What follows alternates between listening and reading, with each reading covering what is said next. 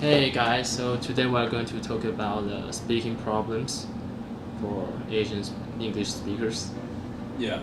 Yeah, Okay. Yeah. So, yeah, speaking. What do you think is the most difficult part of speaking for you when you're learning English? I think the first one is confidence. Eh, Yeah, confidence. Okay. confidence. Yeah, confidence is very important. So we didn't have chance to speak in the class.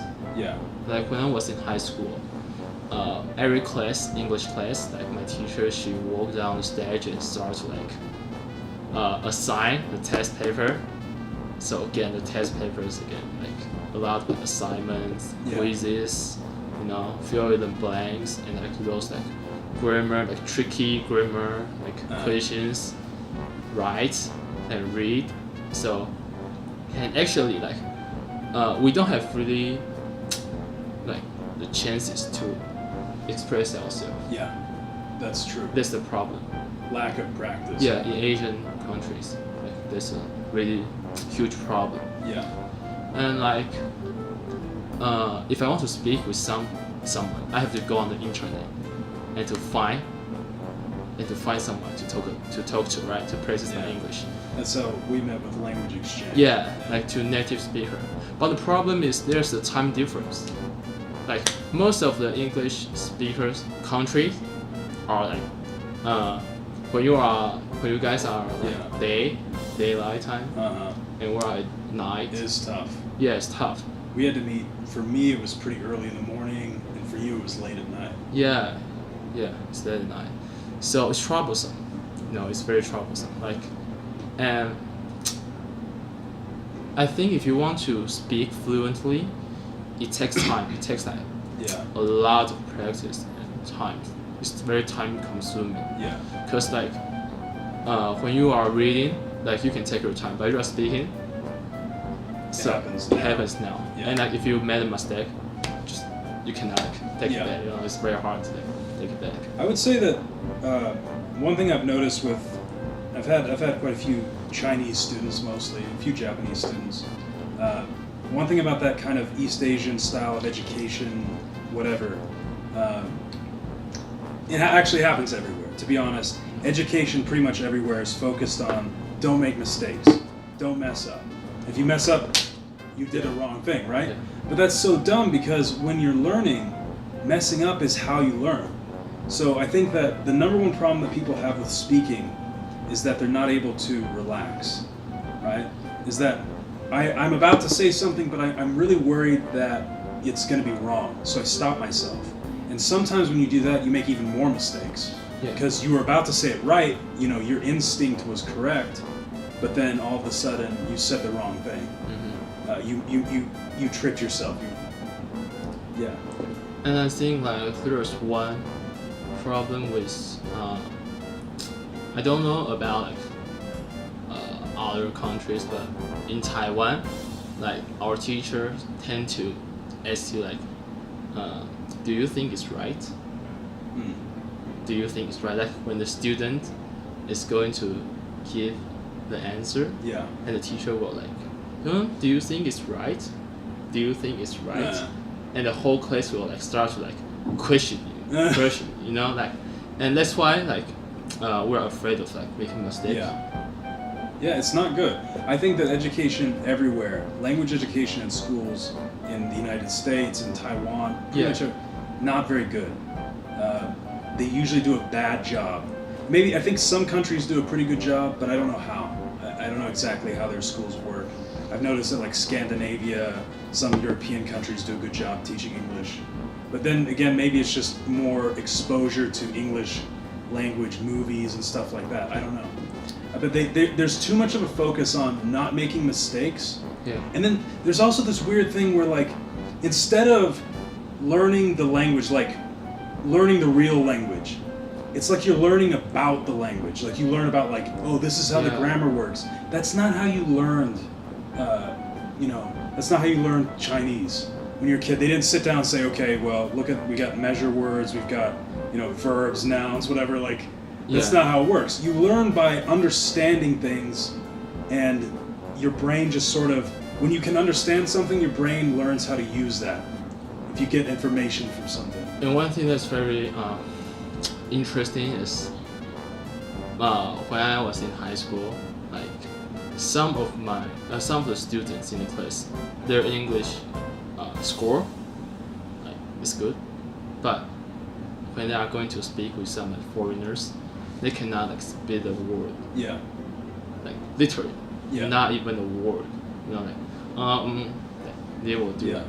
like they cannot speak a sentence out loud to the foreigners. Right. Like if the foreigners asking like, oh, where's the hospital? Where's the hospital? Like, and they don't know how to like point the word like Yeah. Communicate, because they haven't had experience with real communication. yeah. The only kind of, yeah. So I have a few tips too. The number one thing I think with speaking is you've got to be able to understand that you're going to make mistakes. So I think that's number one, is to try. I have to do that to myself. I have to be like, okay, Trevor, you're going to make mistakes. Yeah. When I'm trying to speak another language, it's okay. You got to let yourself go. There was a study done recently where they gave people a little bit of wine, right, before they were going to take a sort of language test. Yes. And they found that actually they did better after like one glass of wine because they were relaxed. It was a speaking test, Yes. right? They were able to express themselves more fluently. And that's true. And the reason is because when you're more relaxed, you're more fluent.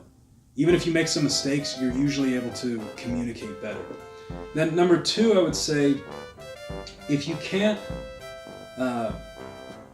find native speakers, sometimes it's not easy to get a lot of time speaking to native speakers. I like to talk to myself. Like with languages like German, there's not that many German speakers here. So when I was learning it, I would watch movies, I would read things, and then I would talk to myself.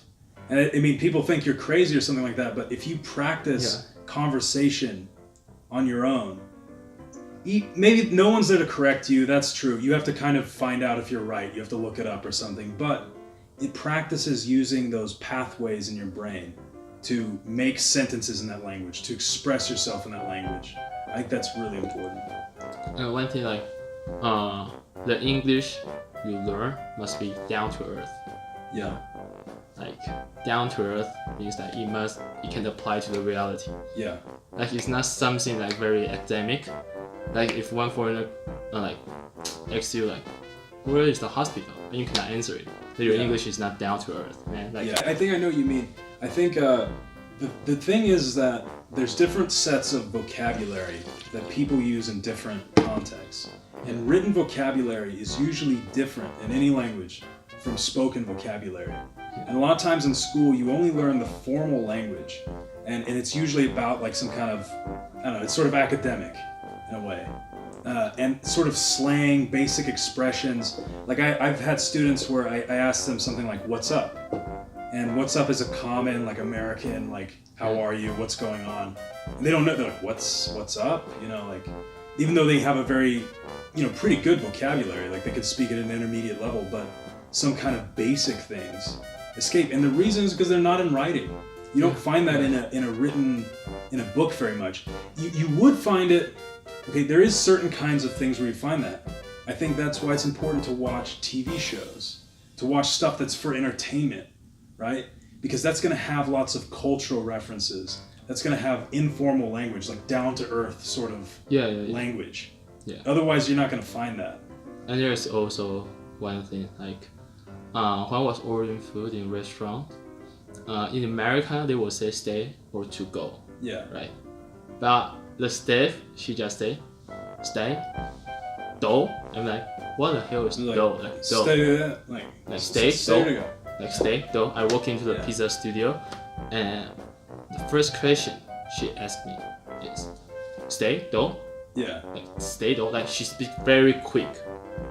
Like this snap. Yeah. So quick. So it'd be something like, stay, to go. Yeah, something like this. Yeah. But she just said do. Okay. And I'm like, do? D-O-U-G-H? Do? Yeah. Like, why do? and like I just realized that like stay or to go. Yeah. And I believe most Chinese speakers, they won't understand. If they haven't been to America before. Yeah. Yeah. There's a big part of language I think is very interesting, where, okay, a lot of what we understand because we know the context. We know what people will usually say in that situation. So if someone comes up to me as an English speaker and goes like, "Hey, how you doing?" I mean, they didn't say, "Hey, how are you doing?" Right? They said, "Hey, how you doing?" You know what I mean? Literally, they didn't say it. But because I know that's kind of what that sounds like, I just say, "Good." You know what I mean? That's pretty normal. So you'll find that kind of thing is really hard to understand. Yeah. If you don't have a lot of practice with just a lot of experience, like you just need a lot of time and experience. And actually, it's kind of pathetic. Like if you have learned English for 10 years, I believe most of you, though, like learn English for 10 years, starts from primary school to university. It's like 10 years, right? Yeah, like 6, 3, 4. Yeah, more than 10 years. But when you come to America or like England, like the other English-speaking countries, like you cannot even order a food. Yeah. And that's the most pathetic part. You know? Do you think so? Makes you feel bad. Yeah, it makes me feel. It makes me feel bad. But later, when I know the culture, I will like understand how to order food, how to do that, how to do this. Some things it's easiest to get if you're able to live in the country for a while. There's some things that you're talking about that sort of down to earth, that sort of practical language. That you could get it from movies and TV shows maybe, because they involve a lot of that. But sometimes it's. I studied German, right? And I studied abroad in Germany. And before I left, I learned German to a pretty good level. I was like, upper intermediate, something like that. Yeah. But, like you said, I didn't know how to order. Like, so, I was like, okay, I said the wrong thing, right? So people were like, what? Okay, they eventually get it, but like I was a little embarrassed. Like, I never done that. Like those basic things. Mm-hmm. And I think that, that experience, sometimes it can be hard to come by. Interesting. So it's like a universal problem, right? Yeah. It doesn't matter which language. Just definitely. It's just the way that it works. Yeah. So, in conclusion, how tips for speaking? I think my tips for speaking are, the number one is to relax. Yeah. Right, and don't worry about mistakes. Number two is to practice with yourself if you don't have that kind of thing. And then maybe 3 would just be to understand that it takes time. It's something you need a lot of practice. If you learn how to listen, if you learn how to read, if you get that vocabulary, speaking will come. Yeah. Right? Speaking comes after understanding. So the first thing you need to do in language learning is understand. Yeah. Then you can express. And expression just kind of happens naturally, I think. Yeah. So, I don't want you guys like the speaking. So in IELTS, I scored 7.5 in the speaking part, and I think like most Chinese students, they are struggling with the speaking part because they don't have the chance to speak with native speaker and don't have the enough words to express themselves, like slangs. Yeah. Because in speaking, you won't use the kind of academic word. Yeah. Like ubiquitous, ambiguous. Yeah. This kind of stuff, like something that's be more like, down to earth. Maybe the examiner will ask you like, what's your favorite like TV show? What's your favorite TV show? Oh man, I loved Breaking Bad. It was really badass. Yeah, Breaking Bad. It was really cool. It was awesome. And there was why you like this show. So I remember the examiner. He asked me like, what's your favorite child song? I'm like, what? Yeah. I'm like, what? Yeah. Child song? Like I don't even know. Like in English. Yeah. In English, like I don't even know how to like say in English. What did you say? What did you say? I said the Tigers child song. They're like is it the na na na na that one? Yeah, that one. Okay. its origin is French. Yeah, the origin is a frère Jacques, like brother Jacques. Yeah. Yeah. I said that one. Frère Jacques, dormez-vous. Yeah, it's from France, right? Yeah. Yeah, that one. Okay. Okay, interested. And then like, that's how I score 7.5. So they don't expect you to give them some like very academic answer, you know, like their questions are very like versatile Yeah. and down to earth. It's can you communicate? Can you communicate with native speaker? Yeah. Okay. And I hope you guys, in the speaking part, not only just like how are you? I'm fine, thank you. Yeah. No one speaks that like Yeah. in America. Thanks.